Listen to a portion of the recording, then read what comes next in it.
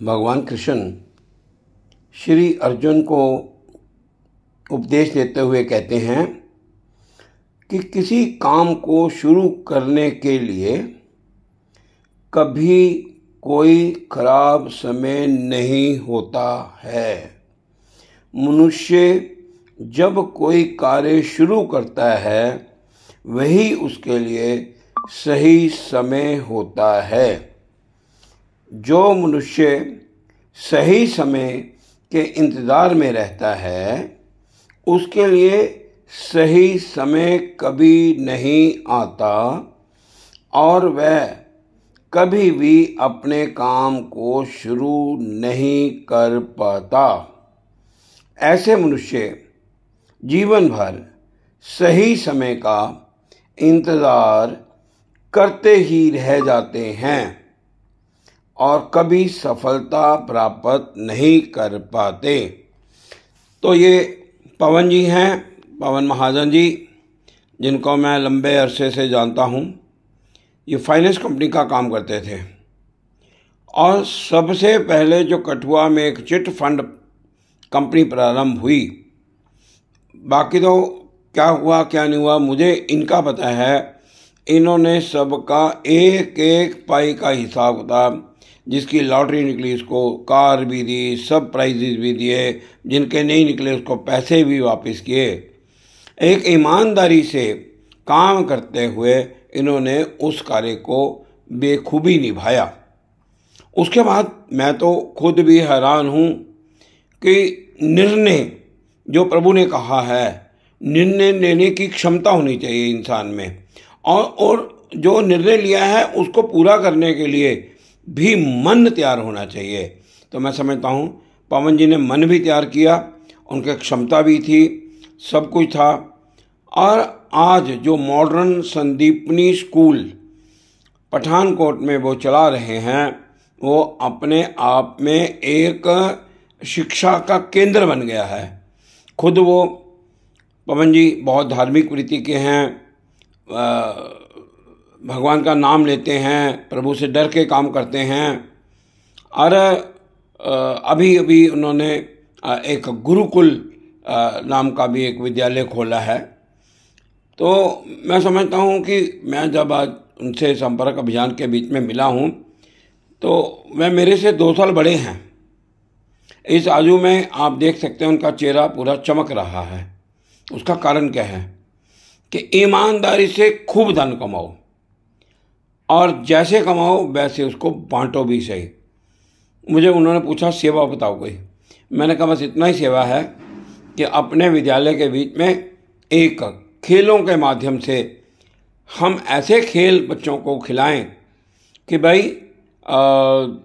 जो मोबाइल की लत पड़ती जा रही है, मोबाइल के जो दुरुपयोग, सदुपयोग में कोई नुकसान नहीं है, दुरुपयोग बच्चे कर रहे हैं, नौजवान पीढ़ी कर रही है, उससे वह बच पाएँ।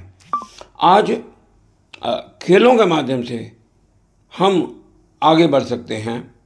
तो पवन जी ने अपना जो सारा बातचीत में बताया है, अपने नौजवान रहने का, अपने विद्यालय में रहने का, उनको बताने की ज़रूरत नहीं थी। मैं उनको बहुत देर से अरसे से जानता हूँ, लगभग मैं समझता हूँ 30-35 साल से मेरा परिचय है, जब मैं प्रिंटिंग का काम करता था।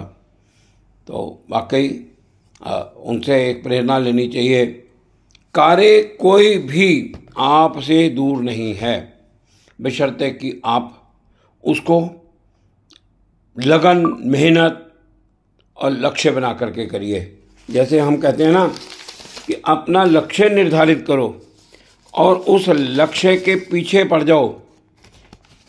हनुमान जी ने यही कार्य किया कि मैं सुबह सूर्य उदय होने से पहले पहले संजीवनी बूटी लेकर के आऊँगा। ये मन में ठान लिया कि मुझे लक्ष्मण को बचाना है। अगर वहाँ पर संजीवनी बूटी नहीं मिली, उनको पता नहीं कर सके, तो पूरा पूरा पहाड़ उठाकर लेके आए।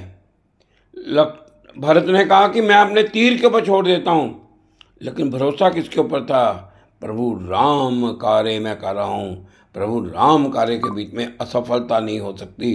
कभी सूर्य भगवान निरादर नहीं कर सकते, वो कभी नहीं निकलेंगे जब तक लक्ष्मण अपनी जो होश में नहीं आ जाएगा और ये संजीवनी बूटी वहाँ तक नहीं पहुँच जाती। तो राम नाम का पवन जी नाम लेते हैं तो हम भी ले लेते हैं। श्री राम जय राम, श्री राम जय जय राम, श्री राम जय जय राम, श्री राम जय जय राम। मैं परिवार प्रबोधन की तरफ से पवन महाजन जी को सार्थक सफल जीवन का निर्वाह करने के लिए बहुत बहुत बधाई देता हूँ, शुभकामनाएं देता हूँ। उनकी लंबी उम्र की कामना करता हूँ। परमपिता परमेश्वर से प्रार्थना करता हूँ कि वह शिक्षा के क्षेत्र के बीच में और अधिक आगे बढ़ें और जो आज बच्चों को संस्कार वो दे रहे हैं, संस्कार युक्त हो रहे हैं, वो अच्छे स्कूलों की बहुत बड़ी देन है। और आने वाले समय में हम सब मिलजुल कर इस राष्ट्र के निर्माण में आगे बढ़ेंगे, स्वदेशी अपनाएंगे, स्वदेशी बोलेंगे।